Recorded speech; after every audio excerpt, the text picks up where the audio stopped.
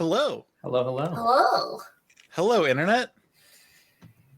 Wait, who's this Hello. awesome guest that we have here? Oh my goodness. I don't know. Who is it?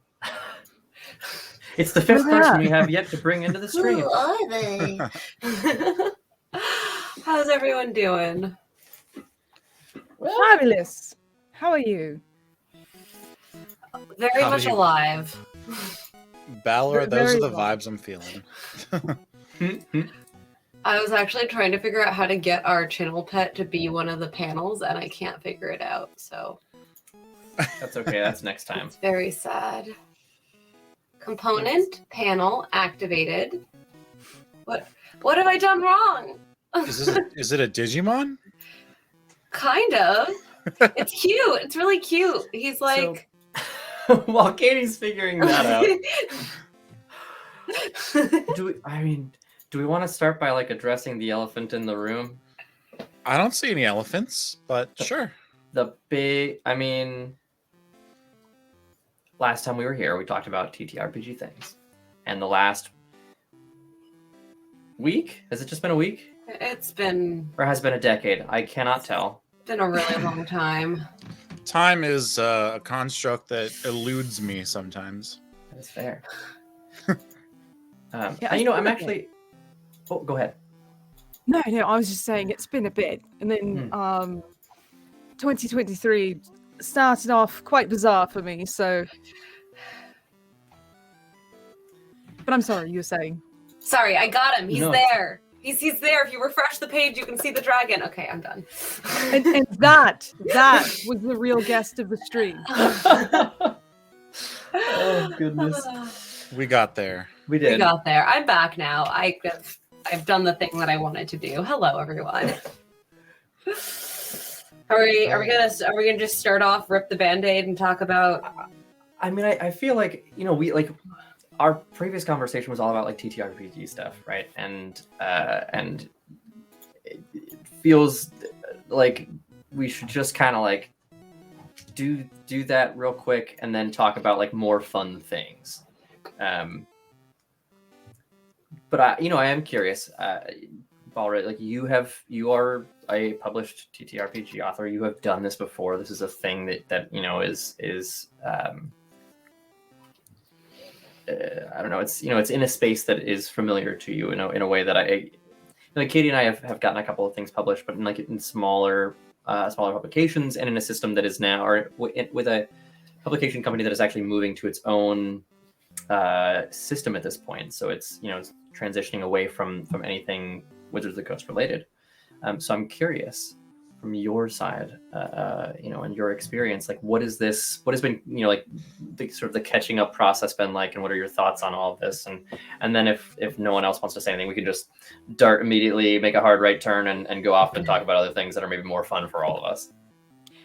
I mean, that's sort of the thing, isn't it? Like, there's a lot of things that can be said about it, and it's funny because I find myself in this odd place of like, I think I still deal with imposter syndrome even at this stage, right? Because you say I'm a published TTRPG author, I'm like, You are.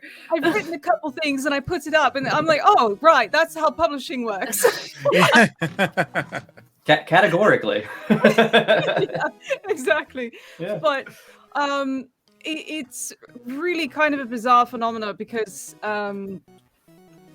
like I'm finding in the entire scope of OGL there's like two different camps. There's like the one that's like really, really, really looking hard at like the legality part of it, and then there's the other part that just feels very, very betrayed by the makers, the publishers of this folk hobby. And I mean, while both sides definitely have valid points, it's like, wow, what a mess. We've seen like the good, the bad, and the ugly in the TTRPG community throughout all of it. And Mina, hello, love, DC. Lovely to see you. Hello, friends. Welcome. Thank you for joining us. Yeah, I think it's what it all boils down to is just corporate greed, and when you mesh together things that are hobbies that people care about that are creative, and corporations very rarely going to go in a way that makes everybody happy. And it's a very unique issue as well, right? Because you have all these years of these third-party creators that have been writing and contributing to the hobby for a long time now, and so to sort of like release something like this and kind of blindside everyone with it, it definitely feels like a betrayal. Will it necessarily stop anyone from creating content? No, not really. And then that's where you get into the side of the community that like really looks at the legal portion of it, and they point out, well, Wizards of the Coast can't copyright this, and this. And it's like, well, that's true, but at the same time, there's a company trust to uphold at the same time. And it was something that I was actually speaking to my editor about briefly, is that what struck me as bizarre, and still strikes me as bizarre, is the entire draft leak, so to speak, quote unquote. Whether it is or it's not, it's who knows. But why it struck me as odd is because Wizards of the Coast, D&D, has always been a very sort of like open with communication and community feedback. Unearthed Arcana was a great example of that. And I find it difficult to believe that they just completely glazed over any of that. And, for this. Out of curiosity, and I actually don't know this, when did the Hasbro acquisition happen? Because I'm wondering if this is a sort of partially because of the fact that there is now a large corporation overseeing a large corporation. Right. I actually don't remember exactly when. It's been a while. Actually, September 1999. Holy shit. Hasbro bought Wizards of the Coast for about $325 million. Wow. I didn't realize it was that long. But like, keep in mind that also includes like Avalon Hill and some of the other part of the umbrella. And yeah, it had been purchased in 98, but then in like 99, like the acquisition was completed, kind of thing. At least that's what Wikipedia is telling me at this point. I believe it. And then Wikipedia's never lied. But then notably, Hasbro announced the completion of the acquisition of D&D Beyond in May of last year. So that's a much more recent, as Balra pointed out, Wizards buying D&D Beyond. So yeah, like Hasbro via Wizards buying D&D Beyond, that's less than a year old in terms of finalization. But it is interesting. And also, that's like a big point of contention and potentially part of this discussion behind the screen from the perspective of Wizards, because initially maybe they should have never given the rights away to begin with, and we would never have seen this problem. Like, why are we paying for the corporate mistakes of Wizards subcontracting out their work? Like, I feel like that's extra feels bad on the community who just wanted a place to do their thing. Yeah, in 2008, was that the 4th edition stuff? Or is yes. that... Okay. Yeah. And that's when they got rid of, like, isn't that when Dragon Magazine kind of, like, ended officially and became Kobold Press? I'm not... I've like... I honestly don't know. I've heard of these things, but, like, I wasn't, like, involved in tabletop at that point. Zeki, how much did you say that Hasbro purchased Wizards of the Coast for? A measly $325 million.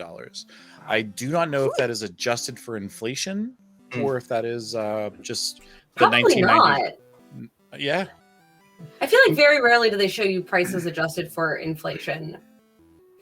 Well, it's just interesting because they then purchased D&D Beyond for like a little less than half of that, right? Like 146.3 million. So like the valuation of D&D Beyond, which is really just the resource, right? Like not even the company that's putting all the stuff out, was still quite high, which is, I think, indicative of sort of where, maybe in some ways indicative of where we are now with the valuation of like virtual tabletops and how they play a role in the way that just like continuing to like pull money out of a space, was like what their plans were. And Wizards profits being down 40 million in the last quarter of 2022, probably a good indicator of things to come as well. And like that's also like a thing that Balra mentions in the chat before this, that comment. They like didn't promote it at all in the early 20-aughts. And largely, like, number one, like shareholders of Hasbro like really weren't. They're like, oh, we bought this company, but like no one was like really paying attention to what that like implied. And like because of that, also it kind of like went under the radar, and they didn't pay for any promotions either, because that would have caused a stir in quarterly meetings. You know what I mean? Yeah, it's a fair point. I think a lot of this reasonably leaves lots of creators wondering, where does this put them in terms of content creation? And I know for many more well-established, it then becomes a matter of, well, I'm going to go either to this system or I'm going to develop a system of my own. But, for those who might be newer or re-establishing themselves like myself, it's more like, I don't know. Where do I go from here? What do I do? So there's a huge question around that as well. And then especially for individuals who may have spent the bulk of their TTRPG experience in D&D, like myself. Yeah. It's then becomes a matter of, well, you can either learn a whole new system, create your own system, or just consider giving up TTRPG. Oof. Yeah. How have you been feeling? Like, what have you been leaning towards personally? I don't know if that's something that you're not ready to talk about. That's also totally fine. I'm still very much in the air. I think for a while now, I've been a little bit disillusioned with D&D in general. I mean, obviously, as I've said, there's always been a nostalgia there for me, and I'm not sure if like a lot of the disillusion has a lot to do with like my experiences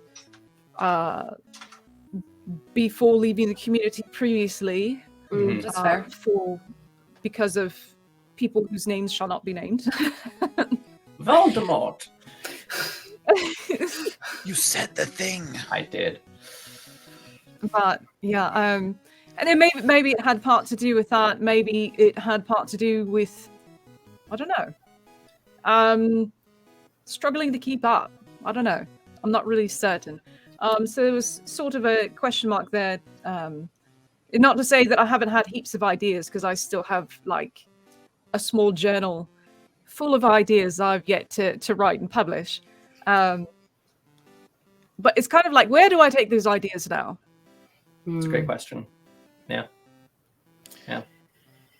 I will say it has been interesting to see at least Voldemort had convictions. You're not wrong.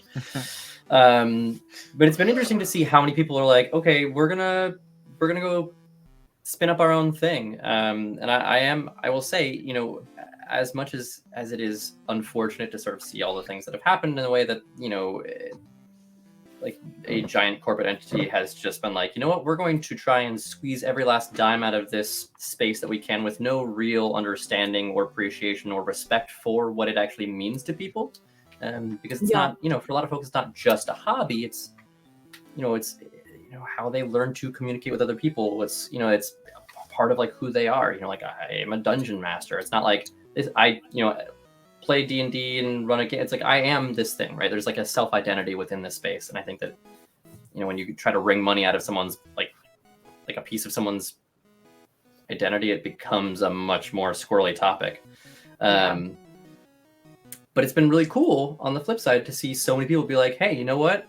I have been holding off on doing this thing for years because it just felt like there wasn't really enough space, or maybe it just wasn't worthwhile to try and invest my time and energy and, you know, whatever resources are available to make a new TTRPG system. And now folks are like, no, you know what? Why not? Why wouldn't I do that? The community is at this point, I think, the most, in some ways, maybe the most open it's been in a long time to this. So why not do it? So there's some cool stuff that's also coming out of it, which is, you know, it's unfortunate it had to happen this way, but yeah, definitely. Yeah. Because I know for me, two matters I've been looking at is potentially having a closer look at Vampire the Masquerade.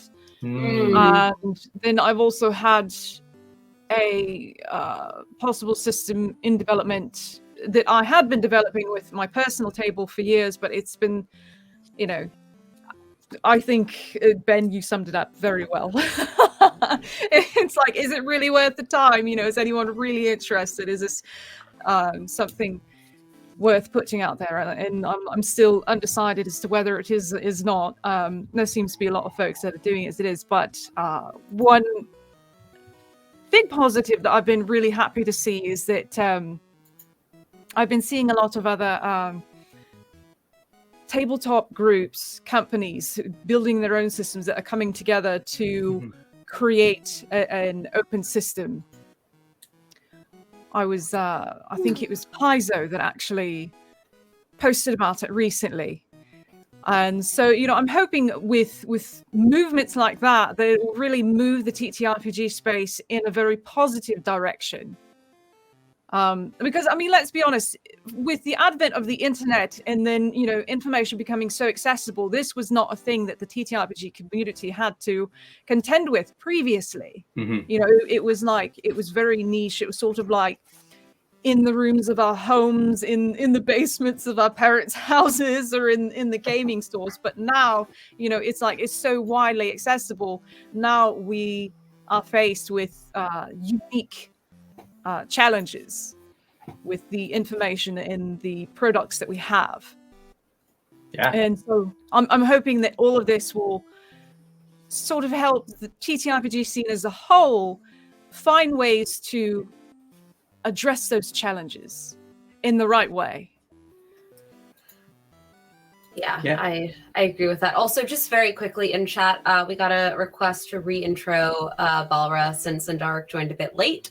I mean, I'm happy to say a little bit about you, Balra, but also if you want to, you know, add any color, Balra is a wonderful TTRPG writer, DM, player.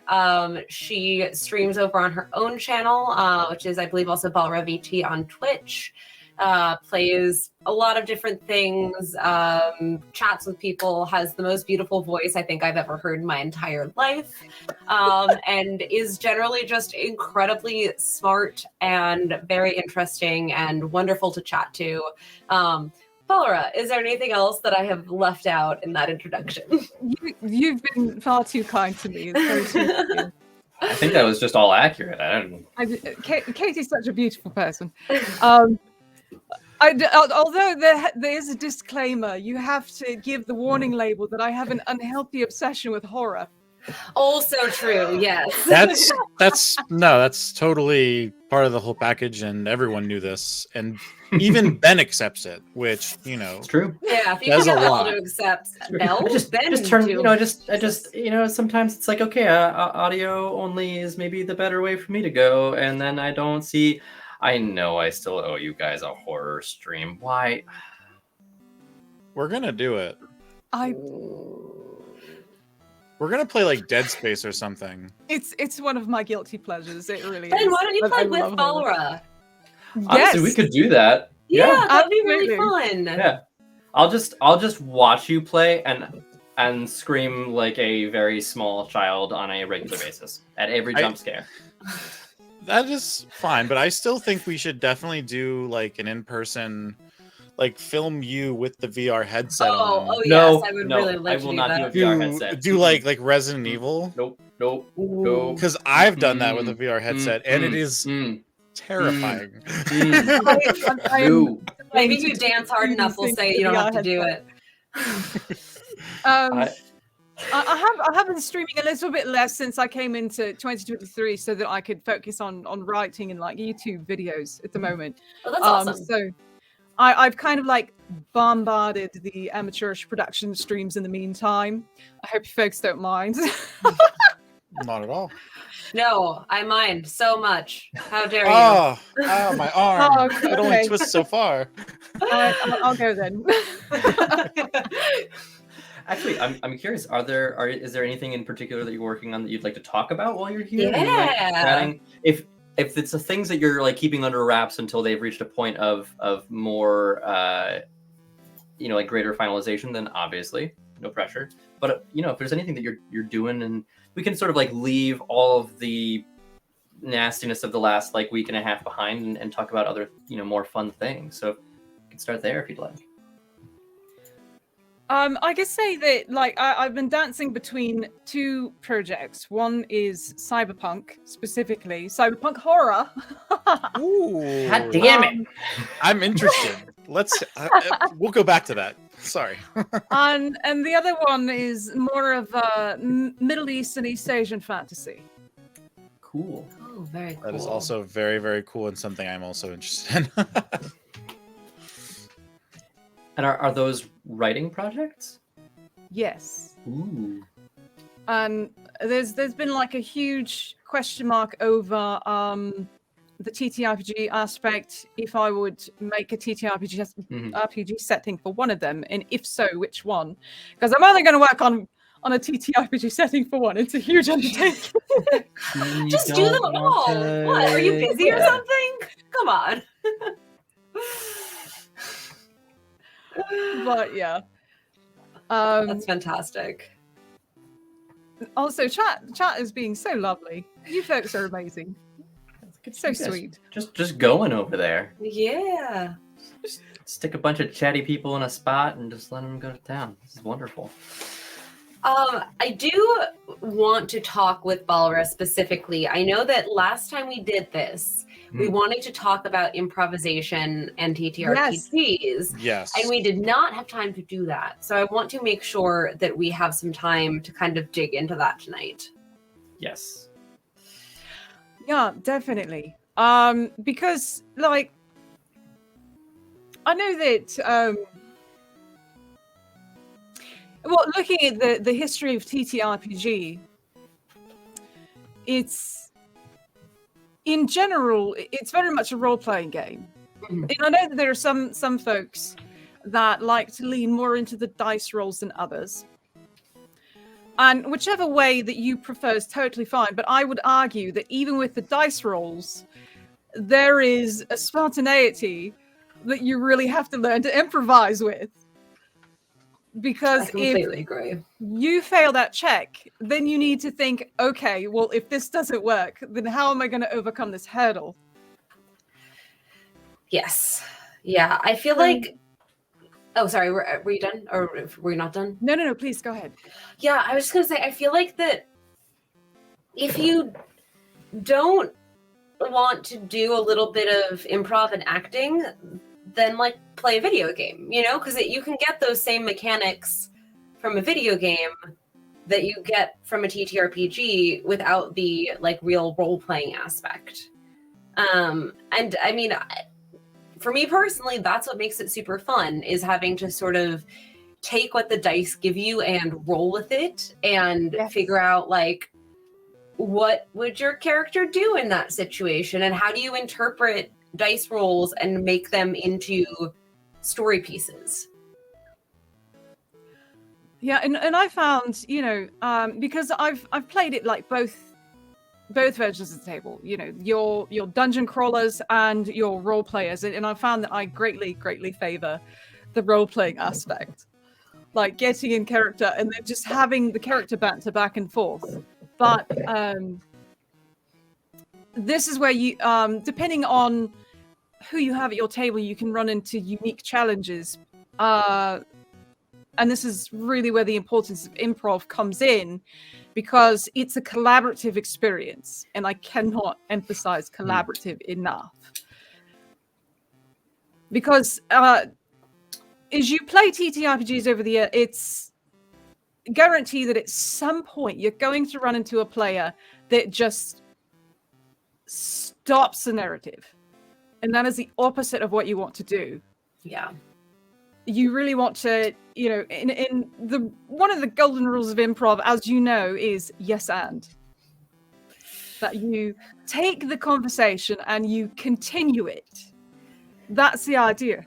And so it's the same with the narrative. You take the narrative and you continue it. And even if you're confronted with a situation where, you say to yourself, okay, well, my character probably wouldn't do this thing, but let me think of a clever way around it so that I can move the narrative forward alongside everyone else.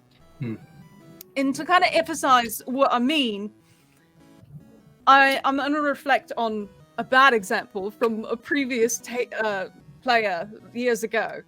Because we invited a player to our table, and they were in this unique situation where they had to find an artifact, but it was in the house of a very, very corrupt noble. Well, the rest of the party was going and looking for that artifact, and this one player made a hard and fast statement. Well, I don't steal, and so I'm not going to join them. There was no discussion. There was no working with the party, and there are so many ways that it could have been handled differently. Yeah. If given the opportunity, it could have been something as simple as one of the party members comes up with a story about how the item really belongs to them and they lost it in the house, and so they convince that person that they're not stealing anything, they're reclaiming something that's actually theirs. And that's just one example. I also think that it's important to find that line between what would my character do and we're playing in a cooperative environment, right? Absolutely. And that's why, to me, character building is so important, because you need to first find the character before you can figure out how to set them into the environment or the story that you are going to be telling within the game itself. And I think, I think about the first time that I ever played D&D, I kind of PvP'd a little bit by accident at the beginning. Ben, you were there, you remember this. And Ben talked to me afterwards, and he was like, that was great, that was fun, but also you need to remember that this is a cooperative game and that at some point that could get super detrimental. And I had to kind of take a step back and think about that and be like, okay, how do I come back from this situation that ended up working really well and creating a super cool group dynamic down the line without actively hamstringing the party forming and coming together. And so there's two sides to that. There's the how to improv well and get to know your character, and then there's the how do I do that but collaboratively. And don't get me wrong, I don't want this to be taken as sort of folks thinking that we're saying to stifle the character banter. Character banter is so fun. Yeah. Yes. And even if you use a cheeky spell against the party member is part of that banter. The point is that you're still in this and playing with each other is the idea. Mm-hmm. That you're not trying to hamper each other or prevent one another from furthering the narrative, which is the idea. Yeah. I actually, this is a thing that I've run into when I try to play lawful good characters, specifically stick in the mud paladins, because it forces you into this position of, especially when you have a group of players who are morally maybe a little bit questionable, definitely on the good spectrum, but have a different means to the ends that they are seeking. How do you find that balance between, well, my character is lawful good and is a grouchy old gnome paladin who really does not agree with the party, or on the other side of things, the rogue who's pickpocketing the entire party the whole time because it's what my character would do, and it's okay, it might be what your character would do on paper, but But it doesn't Your have to be what you do. yes, and also your character Right. isn't just on paper. You are Exactly. part of you're part of an ecosystem. Your group is an ecosystem, and if you isolate yourself from the Yes. rest of them, or you are always the person that is like, no, we can't do that, and they constantly have to drag you Yes. along, like in reality, no group of like friends is going to continue to spend time with that one person who is always like taking their money Yeah. or Yes. or, Yes. like, or being like, no, we can't See- go there, I disagree. It's like, Yeah, exactly. But then you're kicked out of the party. Yeah, exactly. And that's the other point that I drive at. It's like, it's fine if your character is a certain way, but you need to understand that you are in a party and that there is a social cachet. Take care of your social cachet. yeah. And it's for Yeah. like the lawful good paladin. The person I've seen play this the best, and is actually Nikhil. Because he has one and he does it in such a beautiful way that it doesn't hinder the party from doing what they need to do. So we find creative ways to sort of like turn him away and make him look somewhere else other than where the party is doing the thing that he doesn't approve of. Yeah. Oh my And so gosh. then it becomes sort of like a inter what's the word I'm looking for? A sort of like comedic party dynamic. Yeah. Yeah. Yes. That it's like, well, we understand that he functions this way, so we're going to use that we're going to use it as a strength, and we're going to play against his weakness. We're going to make him look over there when we're doing something that he doesn't like, but when we really need him to crack down on something, we're going to show it to him. And Yeah. then he's Oh my gosh. Yeah. This is actually like super relevant to one of the comments in the chat from Zendaric, how one of our fellow players was just straight up no to one of our lawful good, like Warforged players. And it was just, we all knew that the lawful good character was going to kind of take it in that direction where they're leaving it just on paper a little bit, because that's just also the type of player they are. They're very like raw, and like that's totally fine, and that's a totally valid way to play the game. But like when we're having these looser interactions with each other, you have to undo those bolts a little bit, you know what I mean? Yeah. And this is just like another time, like Zendaric brings up like one instance, and it made me think of another one here where, later then we're all interacting and we're all gelling, even with the lawful good character. The lawful good character kind of eventually like got there and got into the flow with the rest of us. But then this friend just like, no, this is not what my character would do, so I'm going to go off and do this other thing. Like, no, Yeah. you were... Yeah, exactly. I also think that there's something helpful when you're creating characters who are going to be very far on the end of the spectrum one way or another. Like you're creating a character that's very antisocial, or you're creating a character that has a very strong moral compass, to also build in reasons why they would want to be in a party. Or like, even if you Exactly. are the kind of character, like I'm thinking about Bia from that campaign, who very much goes off on their own and like does not have, very self-reliant, not very outwardly interested in making connections with people. But I also have this had this piece of her story, which is that like she didn't really have a family, and that was something that she didn't want to admit that she wanted, but definitely was something that she wanted.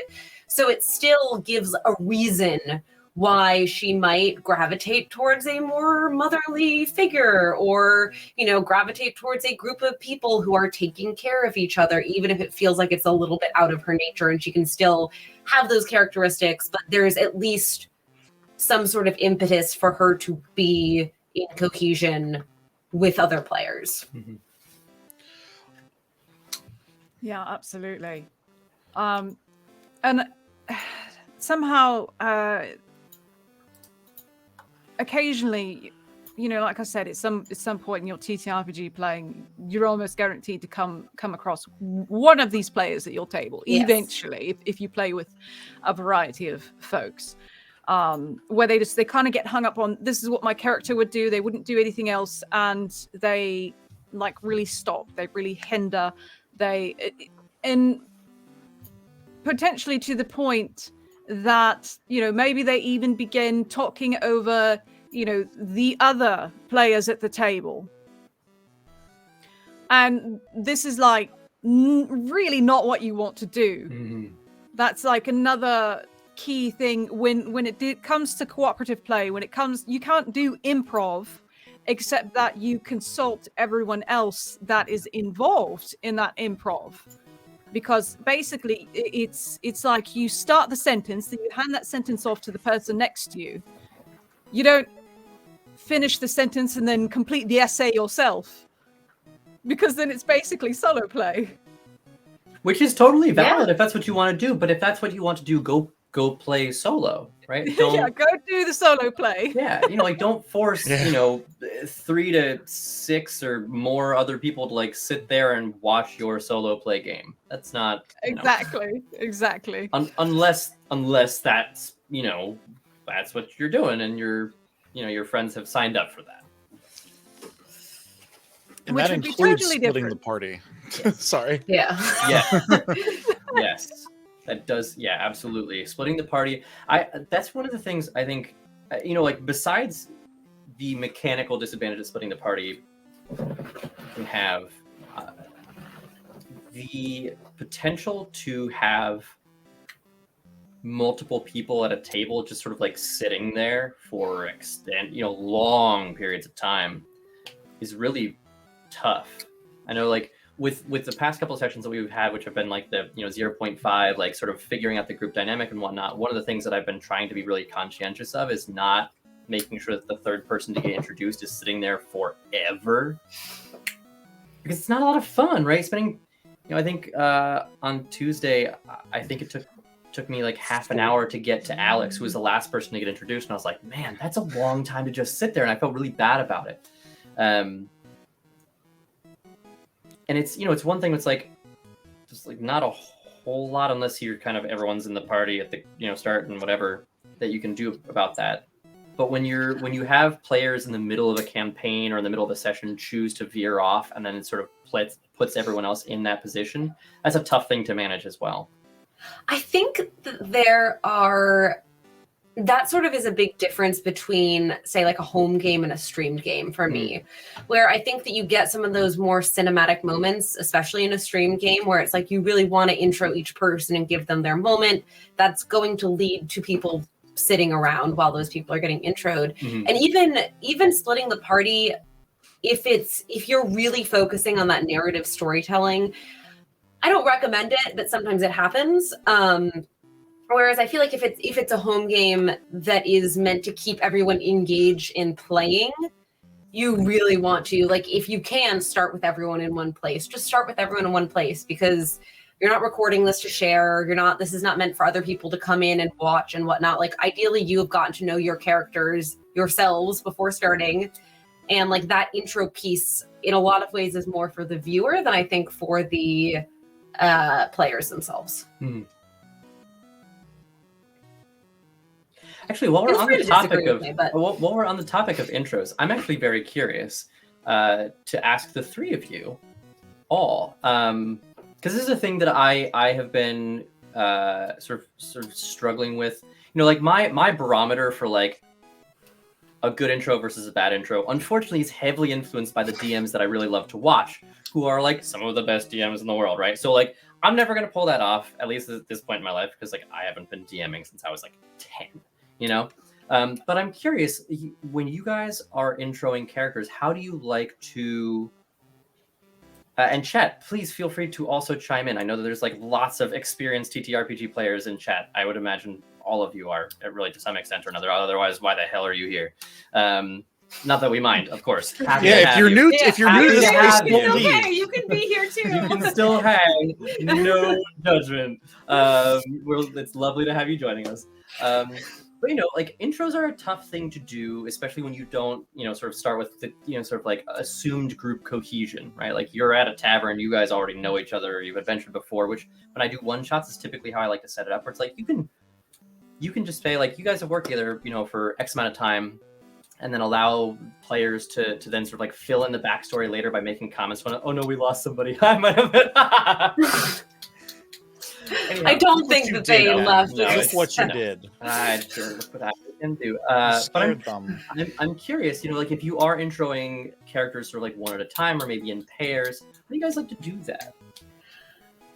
I can speak for myself, and I feel like I will usually plan where each character is being introed. Like I'm thinking like the opera house, right? Like I kind of did a very cinematic thing where I started on this large scale, zoomed in, and then kind of went through the opera house and gave each person, like 3 to 5 minutes where they were able to describe themselves, describe what they were doing, and then have like one interaction, one role.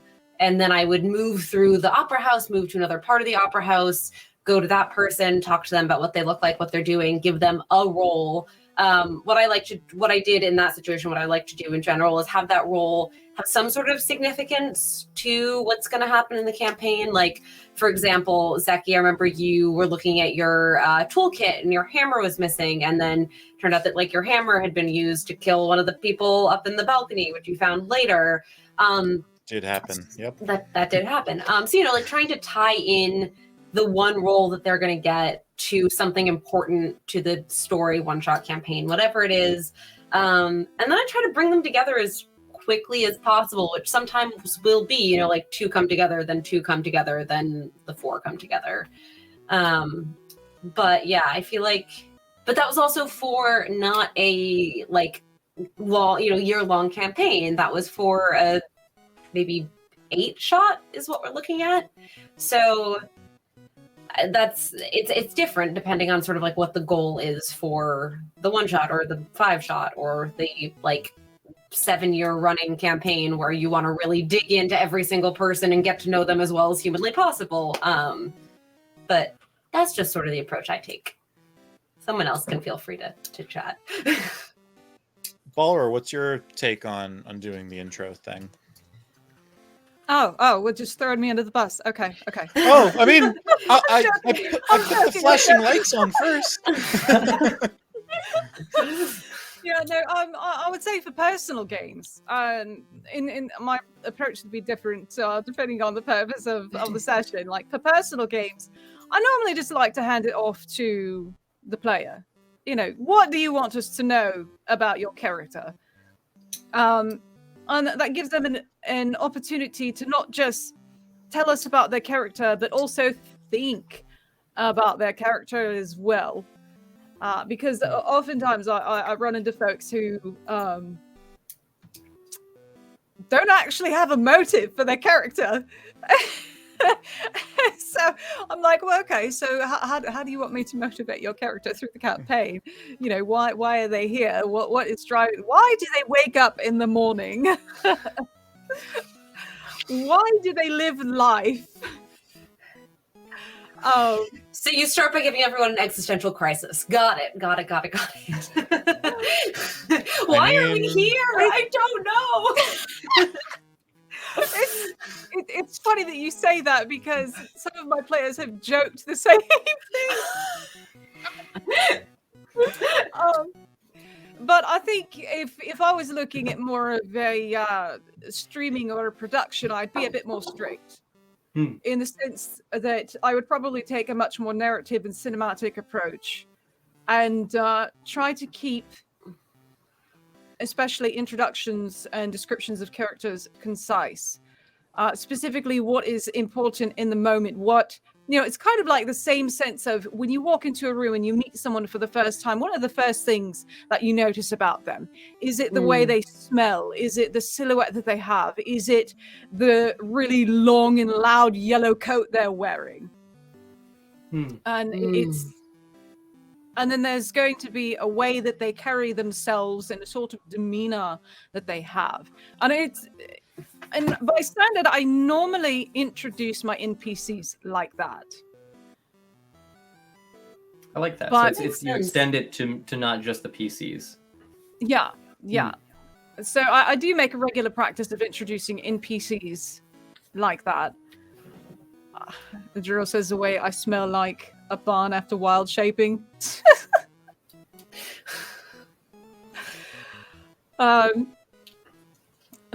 I mean, that's sort of my personal approach to sort of keep it concise, keep it relevant, and like Katie said, especially tie in important details that is relevant to the current game we're running. And that's really, really important because that's something that you're going to need to know to move the narrative forward, obviously. And there's nothing more satisfying than something that was a throwaway roll or something that you saw on a perception check really early on in a campaign coming back and being super important like 6 episodes later, and you're like, oh shit, I should have known, like we could have totally circumvented this if we'd just done X, Y, or Z thing. And I feel like putting those in, especially like in character introductions, it's really like you don't know what you don't know. And I think that it can be really fun to have those callbacks. Dresden asks, question for all, would you allow players to hold back special points about the characters for the sake of narrative and the in-game Oh, hell drama? yeah. Absolutely. Oh, yes. 100%. Oh my goodness. Yes.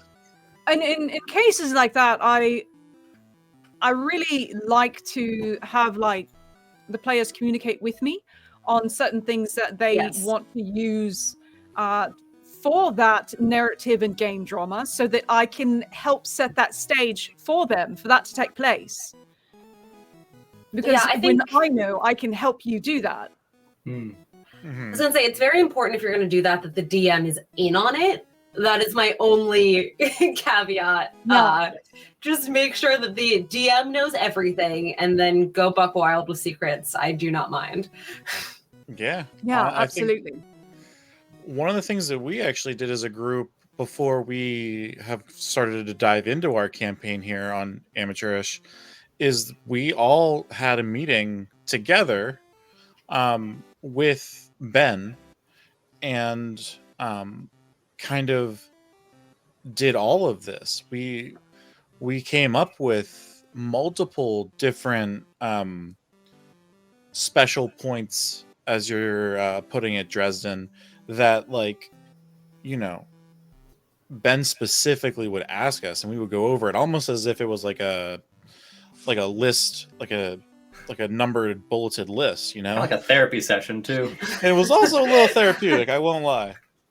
And what was really cool was, as we were also together and talking as a group and kind of like pulling off away from Ben, we were also then able to come up with players together.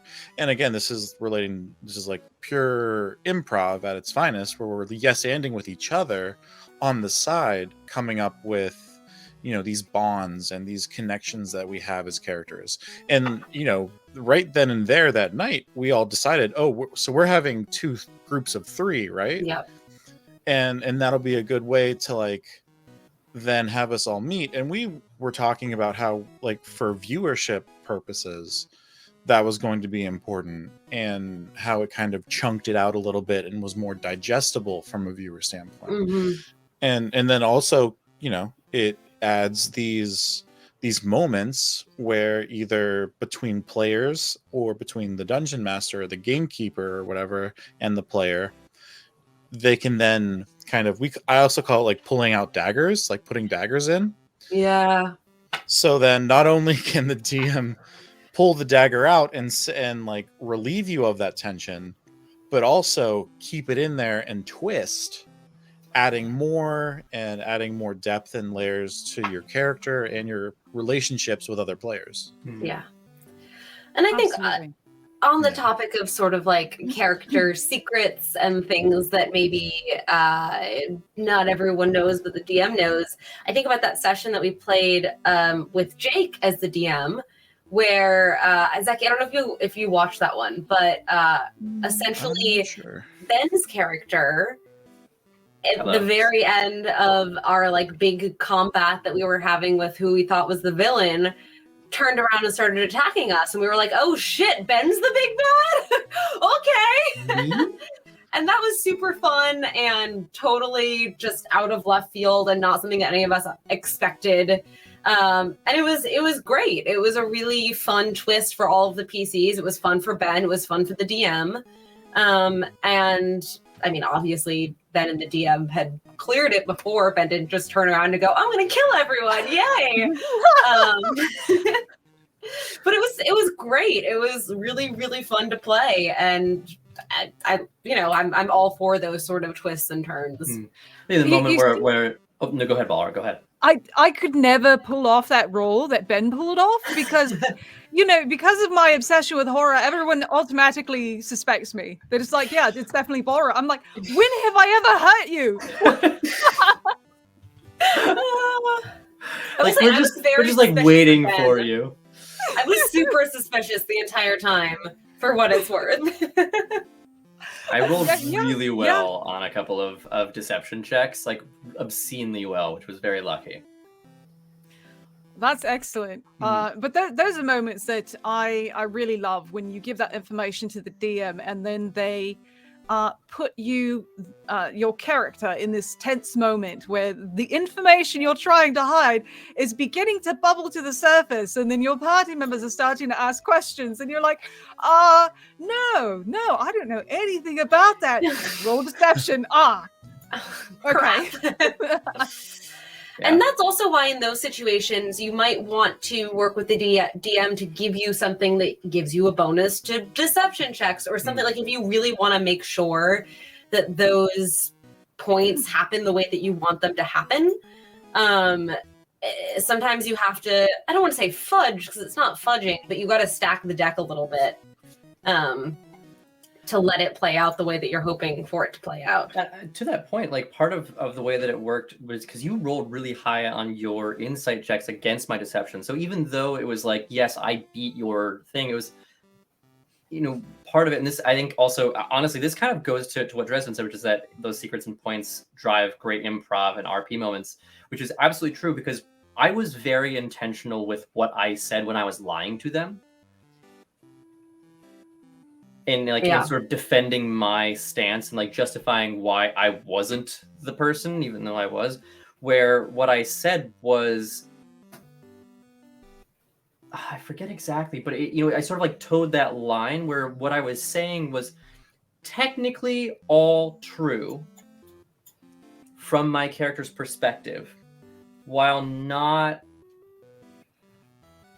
like going too far into like how he really felt, so as to like begin to say things that wouldn't have been true. And it was an interesting moment for me to play that because I was like, okay, I'm going to like say, like I knew what I was going to say in such a way that if I rolled poorly and Katie's insight check had passed, mine, that like technically the things that I was saying were true. I did believe them. They were all factual. And so she could have absolutely beaten that and still would have been totally fine to be like, what he's saying is true. He does believe this. Devil's advocate, but I am the devil. It's true. And the moment at the end where Ryan was like, so we're out of initiative, right?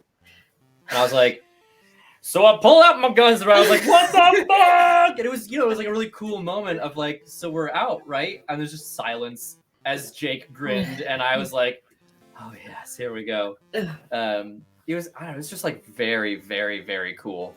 Yeah, very Pinocchio and Shrek. Truly very Pinocchio and Shrek. I was telling the truth, but I was leaving a lot out. Yeah, you were playing Among Us, but TTRPG. Yes. Yeah. Which, by the way, would actually be really hilarious on this channel, as many folks as you have come in here. That would be really fun. We should do that at some point. That would be a lot of fun. I haven't played that game in a while. I love that game. So the last time we tried playing it was in the middle of COVID, and it was with with my siblings and a couple of friends, or like 3 or 4 friends who had been playing a lot of World of Warcraft with, and the issue was that we all had spent so much time in comms together, like just that small group of us, that we all knew when the other person was lying, and so it was a very so easy bad. game. We were like, yeah, they killed him. And we were like, oh well, That's so funny. dang. You know, that's okay, Ben, because if I ended up playing with you, I just get blamed straight away. So That's fair. Yeah. like it's definitely the horror fan over there. Just it's definitely that one. You're like, I didn't do it. I'm No, but I didn't do anything. Meanwhile, Ben's taken everyone out. Also, I popped the link to the YouTube video of the session where Ben went buck wild on our asses into chat. That's amazing. I'm gonna have to watch that later. It was a good time. Also, just like fun to play level 20 characters, right? Like not. Oh a thing you get yeah, to do we were all very level often. 20, It which like, was fucking amazing and just so much fun. I was playing a cleric who was made out of candy. And so all of my spells were like some variation of like, like cotton candy as opposed to like a firebolt or whatever it was. It was lots of fun. great. I don't know how did we get here? What were we talking about? You're talking about having secrets that you keep from the party that your GM knows. Yes. Yeah. Right. And the way Right, that can right. impact the role playing. Yeah. I will say having a secret like that, like I at some point was probably going to try to kill the party if they started going the wrong way. That was like a new thing for me in terms of the role play element, and that was a lot of fun. I really enjoyed having this thing where it was like I need to preserve this secret for as long as possible, and potentially see if I couldn't finagle getting one of the other characters to join me. To sort of like try to balance out combat, which didn't exactly end up working out because I killed one of the players and then resurrect. I think I bit him and I brought him back as a thrall, which was a fun thing. Okay, don't spoilers. Now you're just spoilering it. Oh well, I mean, y'all don't know who it is or anything like that, but it was a really interesting time, and I really enjoyed that session as a result. So 10 out of 10 on having deep dark secrets that you have to protect from people. This is actually a role that Nikhil excels at, so I feel like Ben and Nikhil would make They're a so nightmare similar. team. Yeah. Everything about Ben and Nikhil is just so similar. Except that Nikhil is massively nicer to listen to when he talks than I am. That accent is you and Nikhil together. I could just listen to the two of you talk like literally all day long and be completely content. That's true. Wonderful. That is very true. You guys have wonderful voices. So what it sounds like to me is we need to get all 4 of you into a tabletop space. Potentially I could run this. Okay. And we could see what chaos ensues. It would be. We played a session with Balra and Nikhil. It was just the 4 of us once offline, and it was quite fun. We actually never finished that. We probably could go back to that at some point. But yeah, it was just such a blast. It was so fun to play with. I don't know if we'll actually get back to finishing that one, and I'm okay with that because I'm happy to move on to like greener pastures and whatnot. But sure. Full disclosure, Ben, you would need to know as a DM. On secretly, Nikhil and I were plotting to get what was it, the sovereign glue from the black market, and then catapult him to the dragon, glue the dynamite to the dragon's neck, and then set it off, and then I would featherfall him when he jumps off. That would have been so cool. I love that. Oh, so that would have been really cool.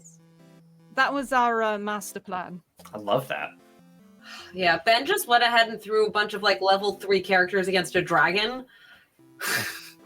And of course, I'm the one insane enough to be like, you know what, we can handle this. Let's get the dynamite and the sovereign glue, and we'll do the thing. What could possibly go wrong? It's not like it was an ancient dragon or anything like that. Oh, definitely not. No, it definitely was not an ancient dragon. I remember you said it was just a regular. It was not. It was like that sort of middle ground. Not a baby, not ancient, but like built extremely dangerous for We level have gotten so off the Definitely rails in this about it. conversation. A little. I don't even know what we're talking about anymore. Deceptions and secrets. Yeah. Deception, secrets, and lies. But yeah, I think that's a great sort part of improv as well, because that is difficult, to take such a huge secret to actually secretly be the villain in the party, and then figure out how to finagle your way around. And I would go so far as to say that's the mark of a good player. Yeah. If you can take a character whose goals are so different from like the greater party, and then still manage to go in the same direction or a similar direction as the party, then that is a mark of really, really good playing. Yeah.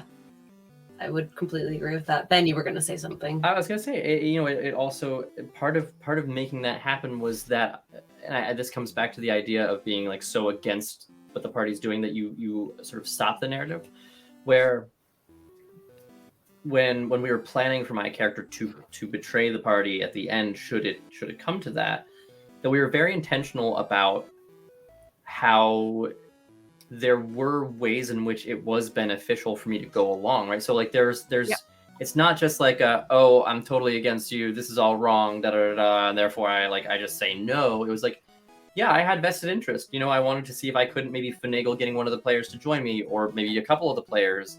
It was in my best interest to get them away from the scene of the crime. There's like a lot of reasons now where it's like, okay, yes, I am fully with the party because I need to be, even though I am against the party at the end of the day. I do need to be in alignment with them, which was like, it was such a fun character to play.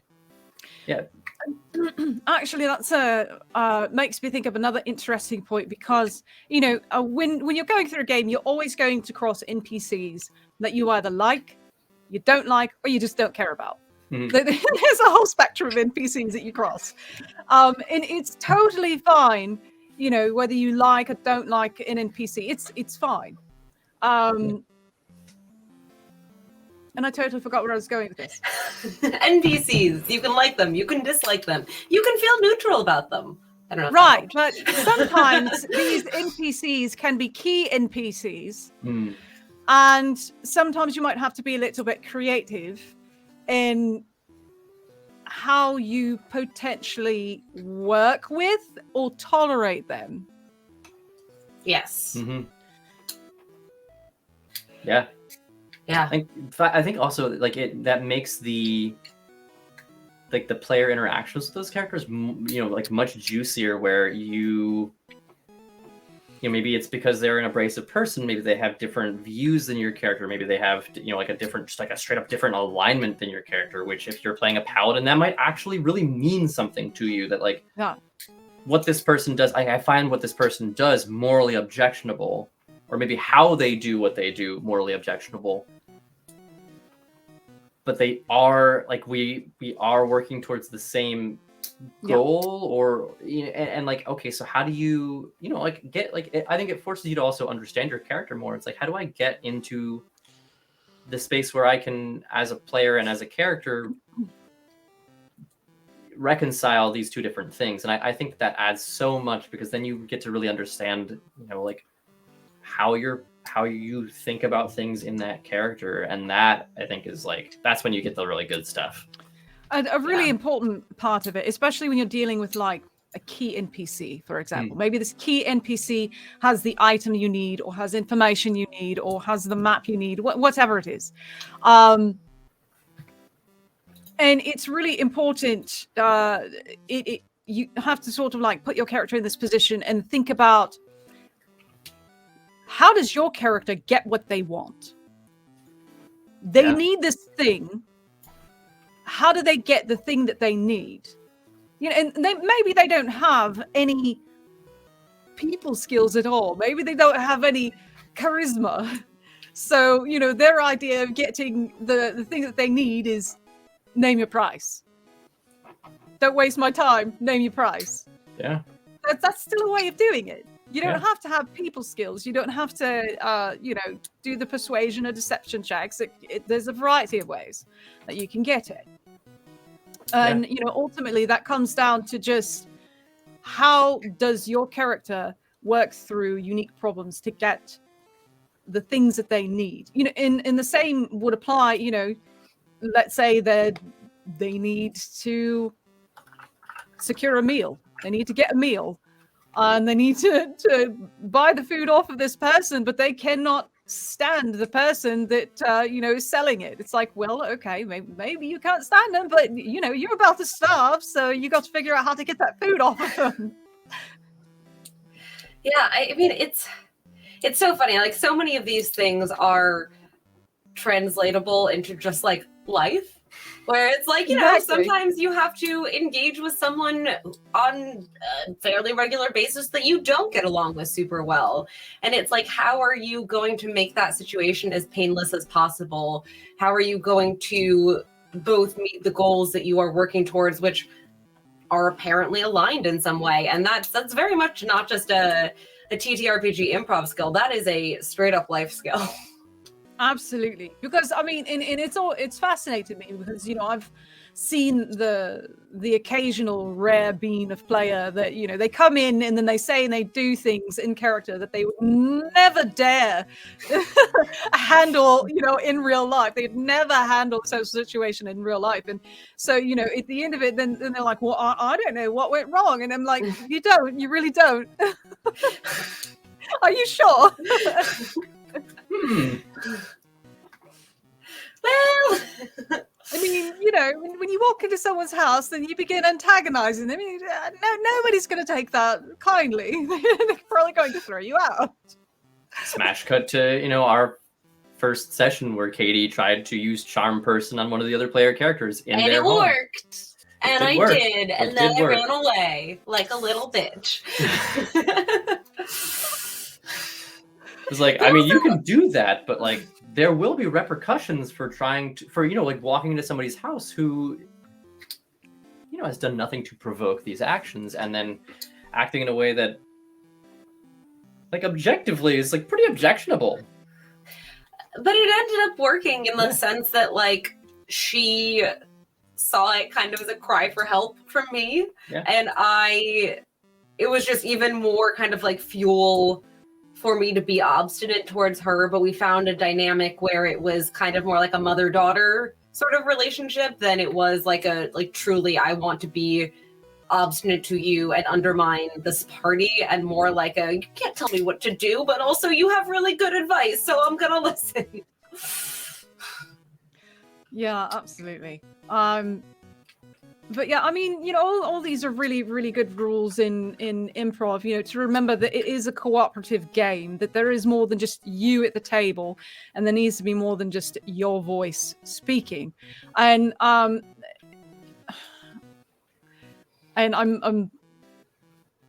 just in case one of my players who is one of the spokesperson for their party, I don't want them to think that they need to quiet out the table, because sometimes you deal with a party where the other characters are by default rather quiet. They're more of they do rather than speak. And that's a perfectly valid way to play a character as well. But I would also encourage to sort of like communicate what's going on with that character, what are they paying attention to, and what's going on in their head as well, so that everyone can be on the same page, while you let that other party member be the spokesperson for the party. I actually think that's a great segue into the question that we have in chat, which is, do you all believe that improvisation and RP rewards are valid ways to coax new or shy players? Because sometimes you do have characters where it's like they're just more reserved, that's who they are, and sometimes it is the player sort of maybe not feeling comfortable with their character, or maybe not feeling comfortable with role play as a whole. I'll just say really quickly, like, yeah, I totally think that rewarding people for improvisation is a great way. I still remember the first time I got inspiration for just like RPing, cleaning up a pile of dead skeletons. Like, it was my 5th session or 6th session ever, and I was like, oh, we've got this big pile of dead skeletons in this space. Like, I want to clean them up, and so we can like get them outside, light them on fire, whatever. So I took a shield off the wall, like a tower shield, and I just used it as like a bulldozer and pushed them all out. And my DM was like, that's a great use of a tower shield. Here's some inspiration. I was like, oh shit. Well, that's freaking awesome. So I for one, I'm all for that. I feel like you normally give inspiration when someone makes a like really bad dad joke. You also. I don't know what you're talking about. Yeah, no, I've routinely given inspiration for like creative ideas for great roleplay, things of that nature. My British player, before he became a regular part of my table for many years, he was very, very reserved. And if I didn't, check in on him and sort of pull him out of his shell a little bit, he probably would have stayed quiet, and then everyone else sort of would have moved on, and he kind of would have tagged along, sort of been everyone's shadow. And then after I pulled him out of his shell, I thought to myself, oh God, what have I done? Anyway.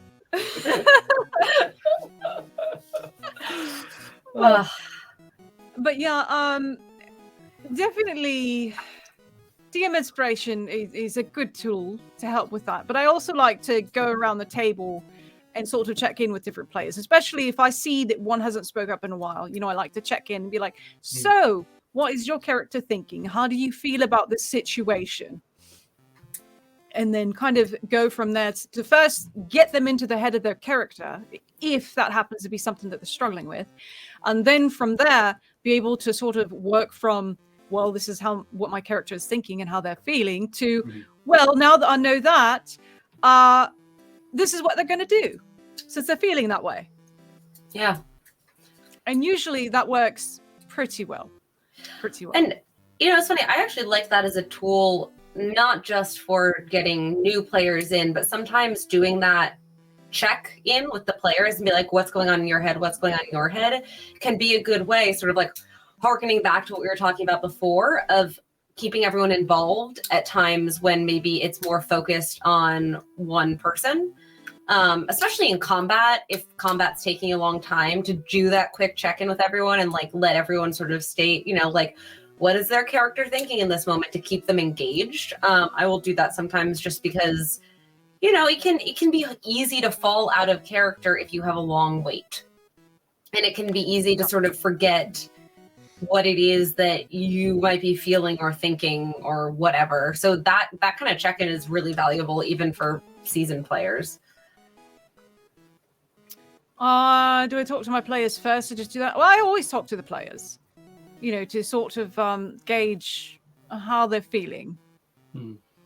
And it's always a case that, if, when I check in with them, if they're not ready to give a response, then, I move on. I'm like, okay, well, let me know when you're ready. I also think that, sort of expectation setting early on, with whether it's just telling them like, hey, look, I will check in periodically to see like how you absolutely as the character are processing whatever you're seeing in front of you, so that people kind of know in the back of their head that that's a thing that may happen at some point. It kind of sets you up for it being an easier thing, as opposed to people being like, God, you're like springing this on me, please stop.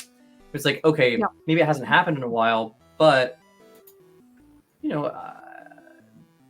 having someone check in and ask how you, the character, are processing something, I think, to your point, right, allows you to if it is during combat or if it's sort of longer RP, it allows you to re-engage and reconnect.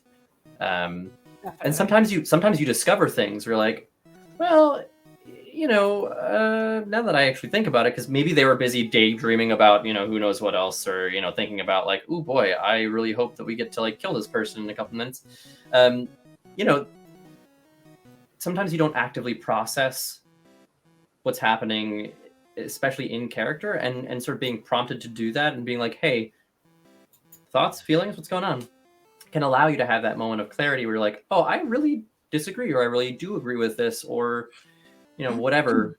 So I think it's important to sort of set the expectation.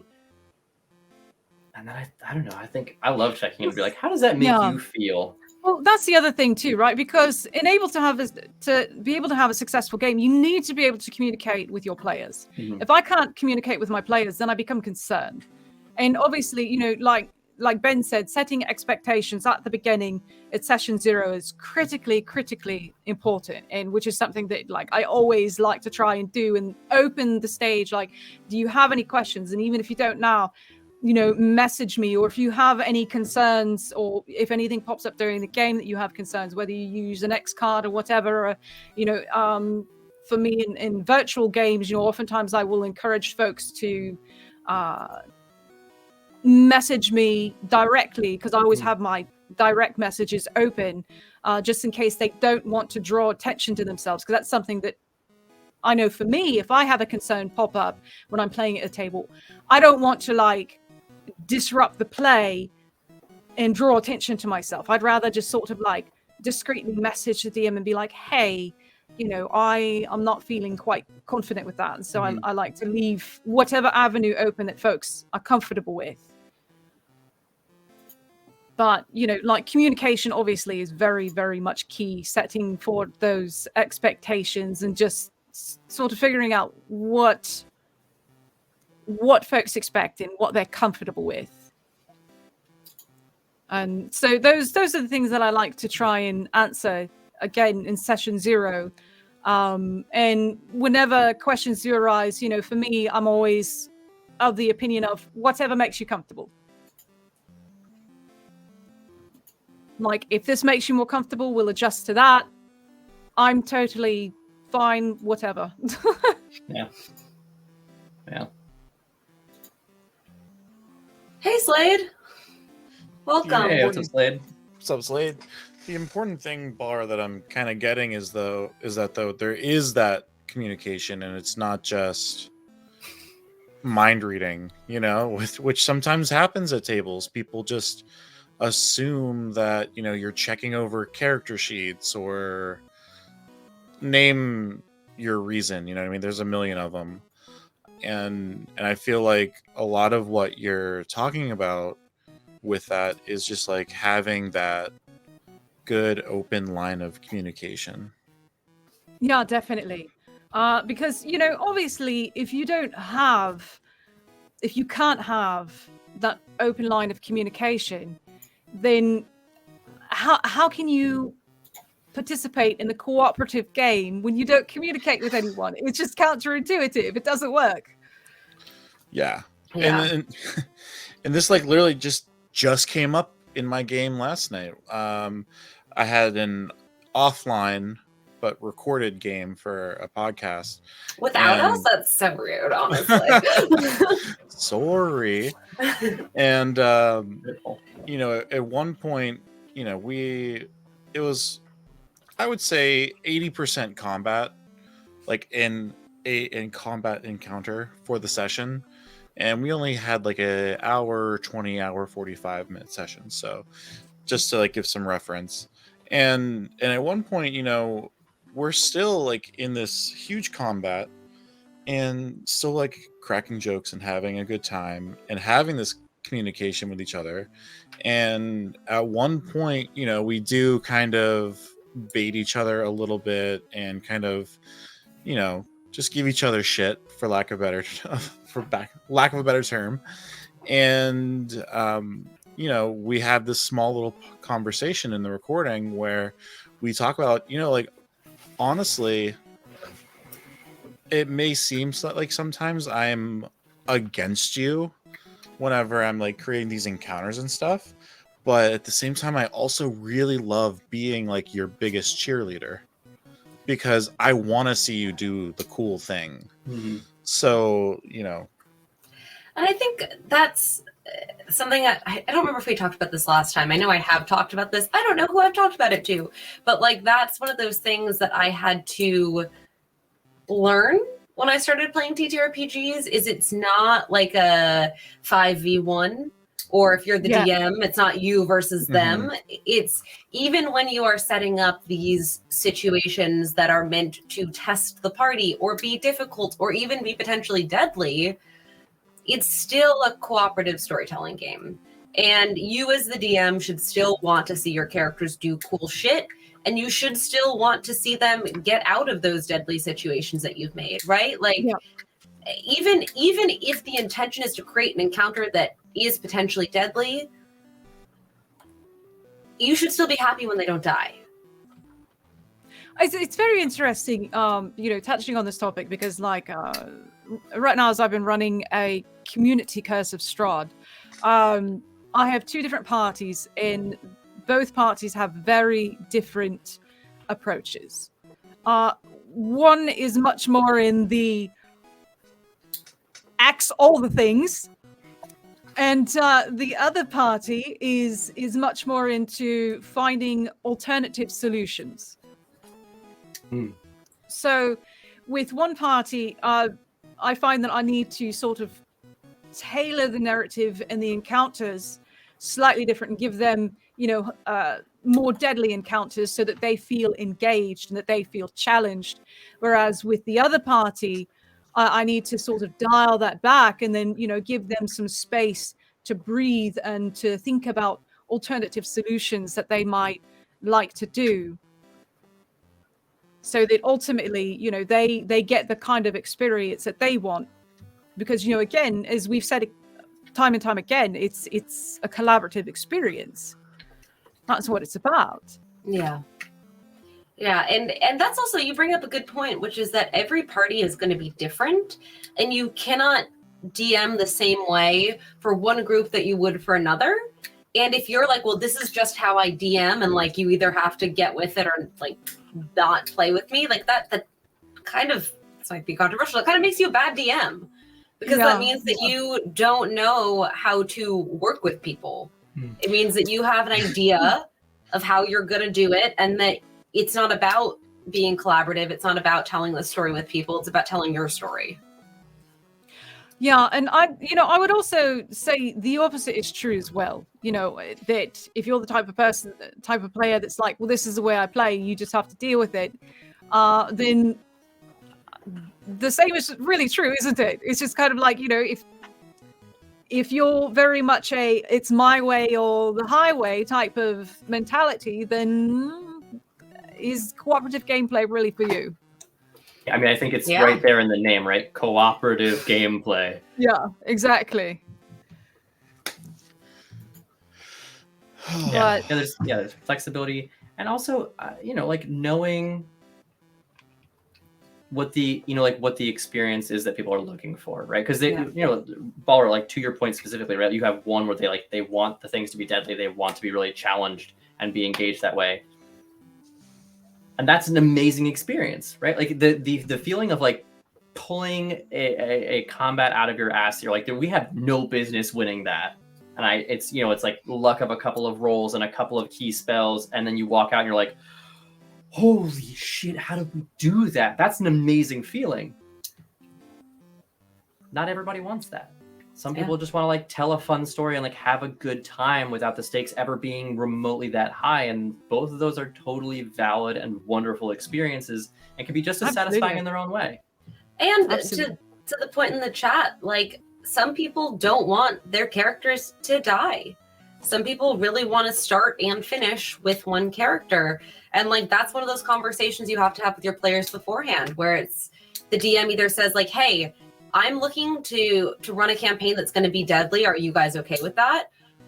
Or, you have the players or like one player say, hey, like I would really appreciate, like I'm very attached to this character. It really means something to me. I would really like to be able to see this one go through the story to completion.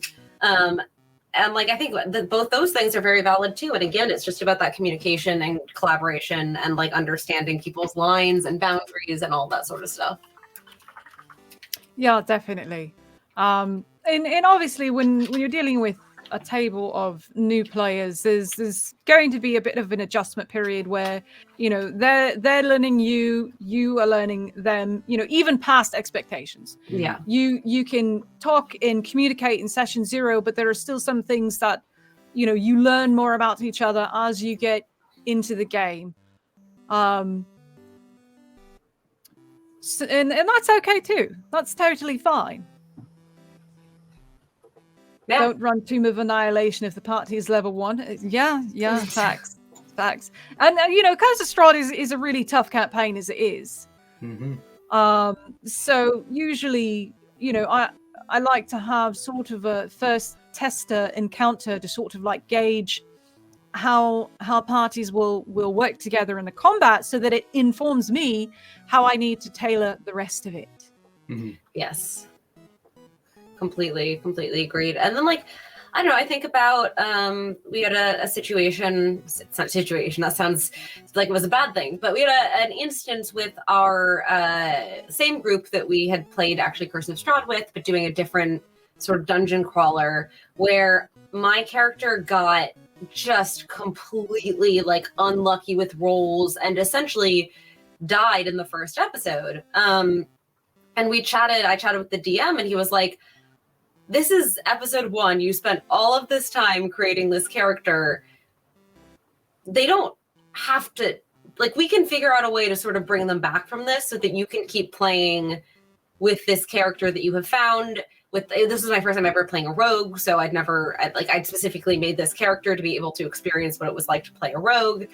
And we had that conversation offline after the session, and it was sort of like, okay, I do want to explore with this character more. And so we found a way narratively to make it so that she wasn't dead.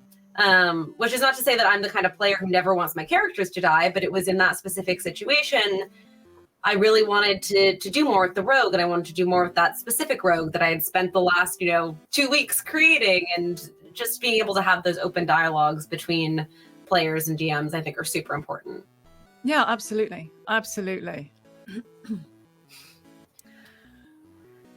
Moral of the story being, in a cooperative game, talk to one another, be open about how you're doing, both as a character and as a player. I feel like this entire hour and a half could just be summed up as talk to each other and don't be dicks. Well, that's yeah. I mean, as a part of my day job is like figuring out like root cause, like analysis type stuff, and it's like a joke in like the corporate world that like 95% of problems are from communication breakdowns. But like they are, you start looking at things, and like 95% of the problems, are because of communication breakdowns. The other 5% are because people didn't inspect things enough. Like, literally, I would definitely say that a lot of that is true. In a setting, in like specifically a game setting where you have to play with other people, there's also a margin to be accounted for of folks who just don't want to see any other way than how they would deal with a thing. There's also that, because you can run into a person where you can try to communicate as much as you want. You can repeat yourself probably 6-7 times in various ways to try and get that communication clear, and they still just no. Yep. And then in which case it becomes an issue of obstinance. Yeah. How do you deal with that in your games? So say, for example, you're with your partner or a friend, and you're at one of their friends' place, for example, and you're playing a tabletop game with some other people you don't know, but you don't want to ruin the experience for your friend or partner that you're there with, and now all of a sudden you're stuck with this obstinate player. How do you deal with that? The handful of times that I've run into it over the many years of DMing, and I can really honestly count it on one hand the number of times. There's been very few. Generally, it becomes a matter of when this issue arises, it then becomes a matter where, you know, you kind of have to take him aside and say, look, something isn't working. And a lot of times, like, I'll communicate with the rest of the table as well to sort of get their feelings on it. And, you know, well, how do you feel this game went? And generally speaking, I would say 99% of the time, the rest of the table has typically, you know, all been of one accord on whatever it was, right? And so when I have that information, and that's usually always what I start with first, as I sort of like go around to the other players and how do you think that game went? How do you feel about that? And then, you know, I get a bit of information, and then I take this back to the person to sort of take them aside and just try to talk to them about it and say, look,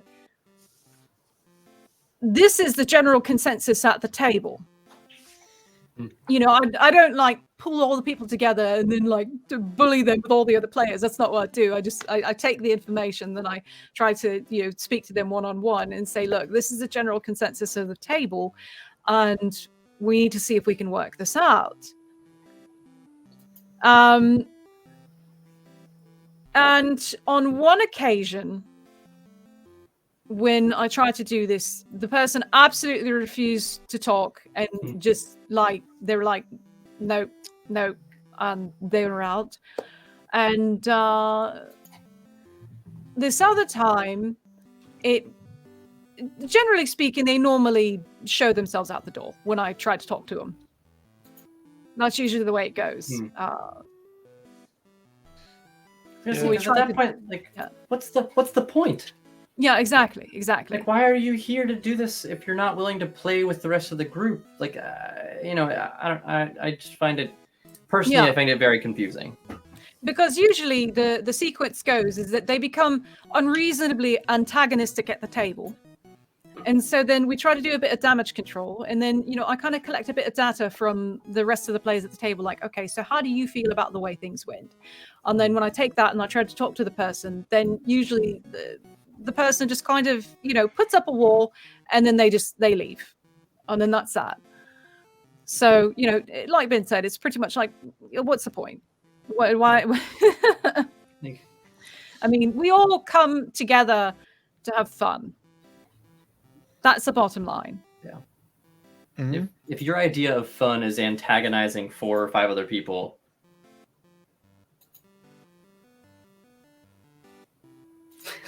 Go hang out on 4chan. Yeah, there's avenues for you, and they're just not here. Yeah, exactly. Yeah. It's like this is not the place. Go play RuneScape. Okay, easy now. RuneScape is a lovely time. Go play World of Warcraft. or Overwatch, or Call of Duty, or CSGO. There are plenty of FPS shooters with wildly toxic communities that'll be happy to reciprocate. Yeah. League of Legends. Yes, really another great true. example. Yep. Yeah. Totally ironic if you were a player with 23 perception and you refuse to see something. See, now that's interesting, right? Because that is a different. That's like an interesting choice to be like, yeah, I have this perception and I'm choosing not to do it. Like there's a joke in there. He's making a joke about his character because he's actually in one of my Curse of Strahd and he did. My dog. Yeah, he did. He has a passive perception of 23, so he's been joking about it a lot. And because he has such a high passive perception, that means I get to pick on him and then bombard him with all the information. And so he has this really funny sort of angle with his character going on, where his character is basically having sort of a mental breakdown, and you know, part of it is because like the nature in Ravenloft isn't quite as responsive and is different from the nature from where he comes from. But then, I was also joking. I was like, it could very well be because of that 23 passive perception that he's also having a mental breakdown and having anxiety attacks as well, because he sees everything. Yeah, I mean, that would actually be a very interesting character choice, to just sort of be like, I see everything all of the time, and therefore I am full of anxiety because I can't tune it out and like turn it off. That's such a cool dynamic to play with. Yeah, it's just overstimulation. That is correct. Yeah, overstimulation, absolutely. Yeah. Balra is actually very scary. This is true. Wait, what? Terrifying. Just facts. That's why you're always the first one to be suspected in Among Us. There we go. Five-Eyed Girl has a 9 passive. I gotta say, there's something about having a low passive perception that is just kind of comforting. It's like, yeah, shit's happening and I am blissfully unaware. Whereas having a 23, you're like, I'm acutely aware of everything that's going on and I hate it so much. I think it's hilarious because I think there was a point in the game that there was a sense of relief that came over him, because I asked for a perception check and he was like, wait, even with my 23 passive perception? I was like, yes, even with your 23 passive perception. It's like, oh. Something I missed? Oh, no.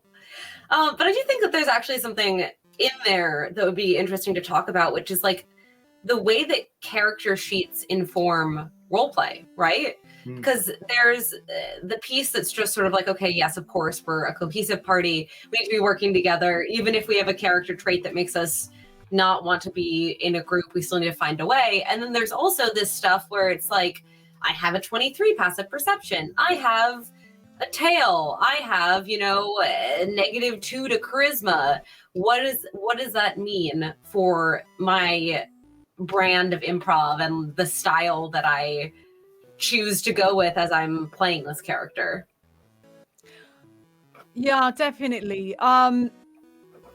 There's so much that can be said about, a character sheet determining how someone plays a character or informs a person. Because I find that I also, I've run into players who can't seem to think of a character outside of the character sheet, which is another thing, right? And so I think this is where I was actually kind of impressed with the character creation in Vampire the Masquerade, because it had a very, very different approach, and it was much more character oriented as opposed to raw data and stats, right? Because this was, like I said, I had especially one player in particular. If he's listening, he knows who he is, but I'm not going to throw him under the bus. I'll just say that. Identify yourself in chat, you old... Just in case you're here. He's a wonderful, wonderful person, but he even admitted that he struggles to think outside of the box when it comes to thinking outside of the class. Like when it comes to rogue, he sees it as like the traditional D&D thief. And he has trouble seeing it something other than that. And then the same thing with paladin. When people hear paladin, they think like you can only be lawful good, whereas if you can be very creative with it. There was a point in time that I came up with a character concept of a Fey Knight of the Summer Court, and that was a paladin. In class, in character sheet, but she herself wasn't an actual like lawful good paladin. She was a chaotic good Fey Knight of the Summer Court. That's very cool. Amazing. And yeah, I think that's actually one of the things that I really like. We've been digging into Pathfinder over the last week or so and trying to understand the system. And that's one of the things that I really appreciate about Pathfinder is that it doesn't, not that you're pigeonholed in D&D at all, but I think that sometimes people get that mental block, right? Of, okay, paladin, lawful good, need to be the arbiter of justice and whatnot. And Pathfinder really gives opportunities to turn some of those tropes on their head, even within the the champion class, which is sort of like the equivalent of paladin. There's like the anti-paladin, and there's the what's the other one? The one where you're like, is it the liberator, where your whole thing is just to, free people from oppressive conditions. And so it gives, I think it helps people who maybe struggle with getting outside of the tropes. To be able to have it kind of just like put in front of them, like, hey, here are some options of ways that you can play this class. I was gonna say, I think even if you're playing D&D 5th edition, like actually popping over and looking at the ways that different sort of ideas of like, how your class could develop from other games is a great way to be like, okay, cool. So I had this idea of a paladin as, like stick in the mud, like lawful, good person.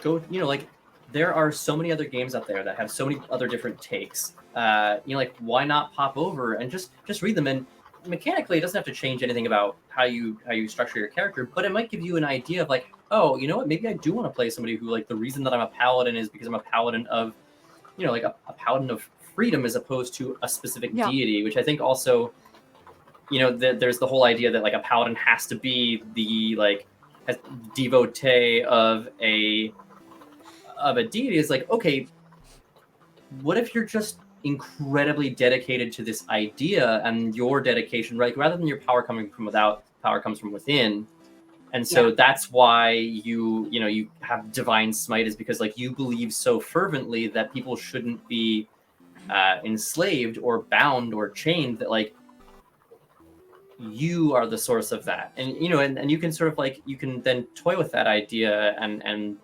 maybe liberator isn't the right one, but there are other ways to think about a paladin or whatever that I think. Really stood out to me with that I really appreciated, and the one that I used for the Fey Knight was Oath of the Crown, because then those tenets are directly tied to a sovereign, and so in the Fey Knight's case, it was the Summer Queen, and so that's all she had to worry about. As long as she was doing the will of the Summer Queen, well, the rest was free game. Yeah, I think, it's interesting. I feel like the thing that comes to mind when I think about sort of taking the more traditional ideas and finding new ways to do them is, like in the Unsleeping City, Kingston Brown is the cleric, and he's a city domain cleric. So his power comes from the like heart of the people in the city, as opposed to coming from a god or coming from some sort of supernatural power.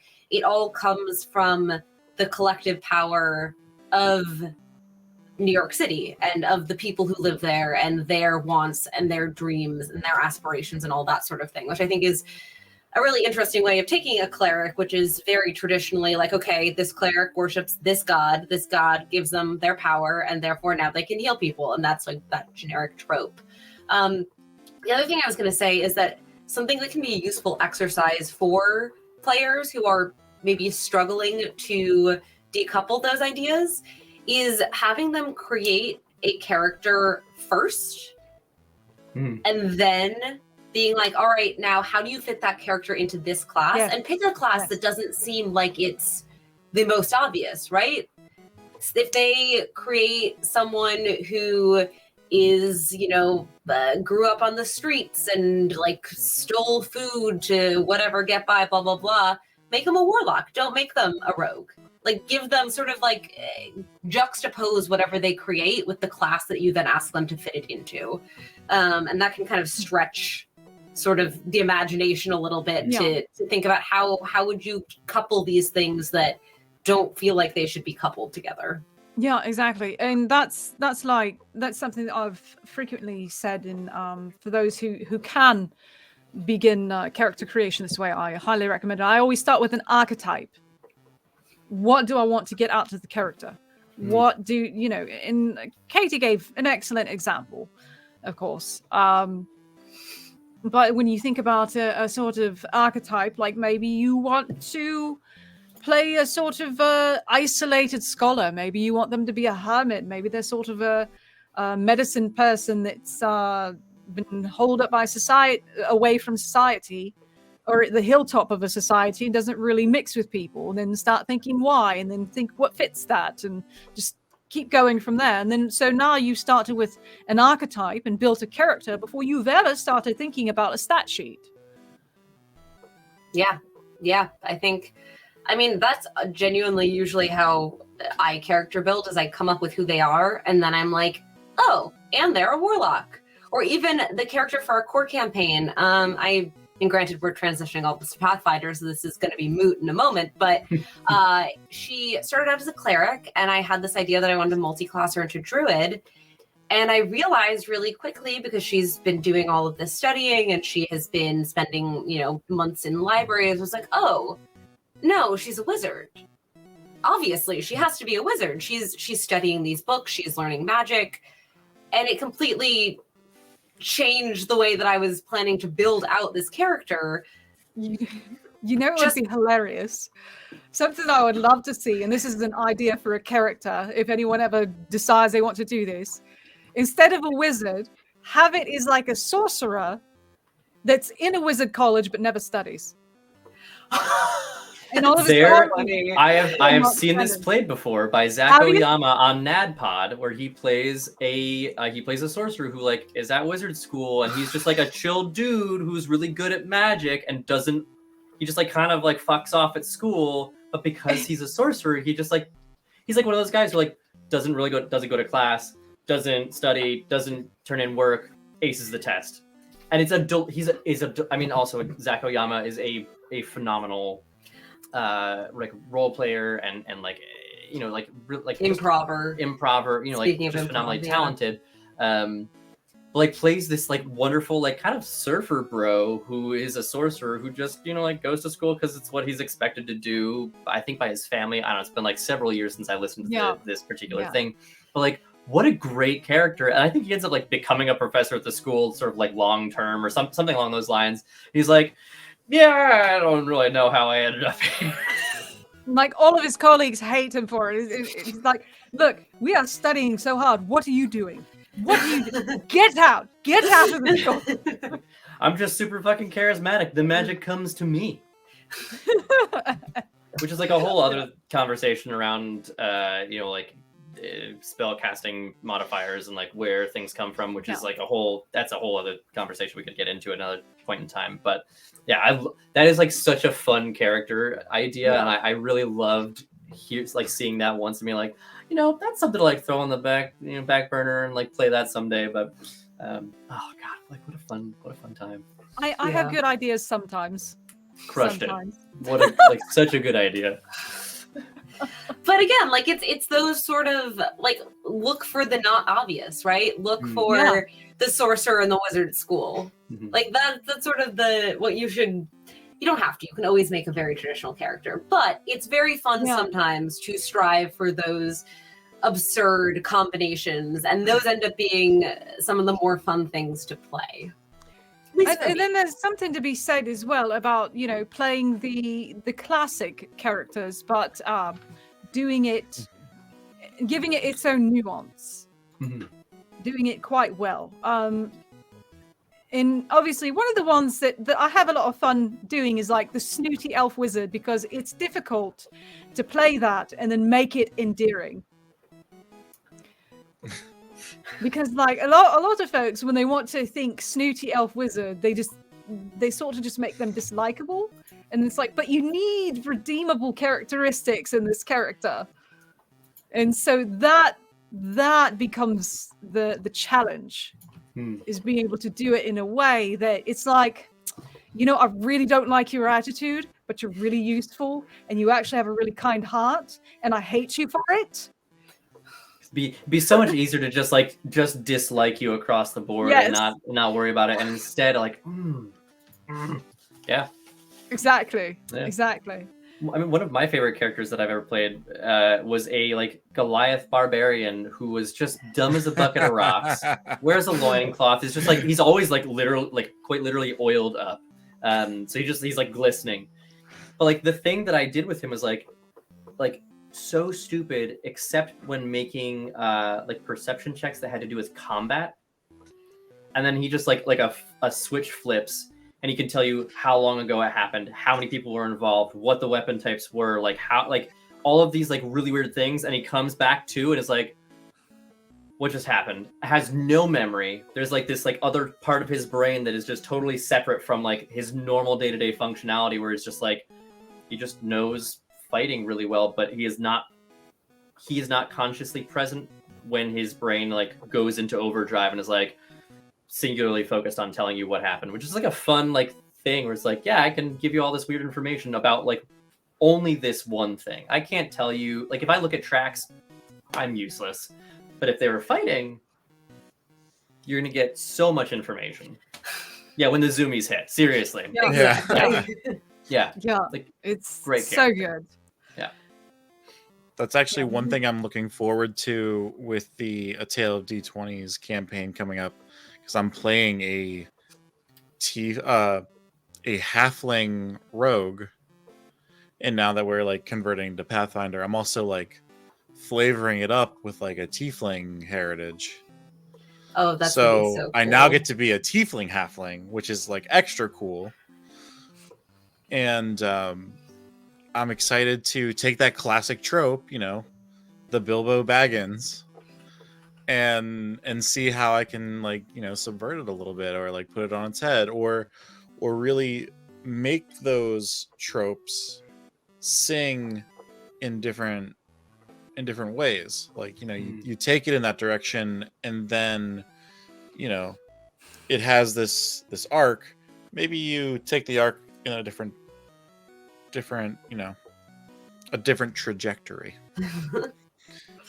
Yeah, Definitely. I love that. I feel like there's just so much that we can talk about, and also I'm trying to be cognizant of time. So it looks like we got about 5 more minutes till the top of the hour. Is there any sort of last, there are questions from chat or Balra, things that you really wanted to touch on that we didn't get to touch on tonight? But if there is, it's not coming to me now. That's fair. That's fair. We should just do this again. And Yeah, we can just do this all the time. We can just, you know, like every week. If you want me on, I mean, I'm not going to be streaming for a little bit. I mean, whatever I do, it'll probably be kind of spontaneous, and especially if I have like something I want to showcase. But otherwise, I'm available. If you need me or want me. Of course. We always want you, Balra. Come on. I think if we can have chats like this and play some games together, that would be my happy place. Yeah, I would really love to get you on to do some like gaming at some point, even like whether it's a video game or a TTRPG game, or I really like the idea of playing Among Us. I think Among Us would be a lot of fun. Yeah. We should find a time to do that. We could cycle some folks from chat through as well, and just like, you know, get like a fun mix. Do sort of like a community game stream. Yeah, that'd be super fun. Chat, you guys want to get killed? By Ben? Allegedly. To be clear, allegedly by me. It probably end up being that Ben ends up being the imposter, and then somehow I end up being the lawyer. And then I'm just like, how did this happen? Thank you for being here, Dresden. That was a lot of fun. Thank you so much for popping in, Dresden. You had some really great questions too. So yeah. Dresden frequently pops in for my streams. Absolute gem. Love having him in the community. Thank you so much for popping in. It's beautiful seeing you again. I guess the last thing we have to do before we find someone to raid is, Balra, where can people find you on the internet, and what are you up to? I know that you said you're working on more scripted stuff than streaming, but you know, this is your time. Plug whatever you want to plug and make people go follow you, because you're amazing. Thank you. You're so sweet. You're sweeter to me than I deserve. But yeah, pretty much Balra VT across virtually everything. I I still have one of those devilish Twitter accounts. I haven't made a Hive because I don't know if I'm ready to take on another social media, but I am on Instagram and TikTok. Definitely on YouTube. My Twitch has already been linked in here. I can't think of any other social media that I'm forgetting. Oh, Twitter, Instagram, YouTube. Do you have a Discord community? I do have a Discord community that is available. I'm so bad at promoting myself. I'm realizing. So are we. It's okay. Part of my problem. Yeah, I do have a Ko-fi. My Discord community is available through that. Plus, now that I do remember, my previous works from before I disappeared from the TTRPG community are available for free to monthly members. Cool. So you're not going to find them on the DMs Guild, but you will find them as a free monthly perk as a monthly member. And that's the Ko-fi that I have posted, and my WordPress that I have sort of like my assorted writing. I have my poetry up there, miscellaneous sort of short narratives posted there. I haven't posted another one in a bit, and I'm due to post another, but I think that link is available through my overall link collection. What is it? The card link list. I have that, and you can find that link on Twitter. You can find that link also on my Twitch. I try to keep my links available across everything, so no matter what you find, you're going to find that link. Perfect. Fantastic. Well, excellent. Thank you so much for popping in here with us. Yeah. I have a blast as usual. And I guess let's raid. Looks like Girls Run These Worlds are up and playing, and they are lovely. So let's go give them some love. Yeah, let's give them love. Yeah, thank you for having me on. Yeah, always a pleasure to have you. And we'll schedule an Among Us date for sure. Yeah, sounds good. It'll be fun. All right, I guess with that, let's go over and watch some TTRPGs. Sweet. Yeah, thanks everybody. Thanks for hanging out, everybody. Make sure you hit the heart, subscribe, check out the links. Oh yeah, we also have links below for like merch and shit. We're also really bad at promoting ourselves, but it's all down there. You can look at it at your own discretion. All right, bye. Bye, everybody. See you.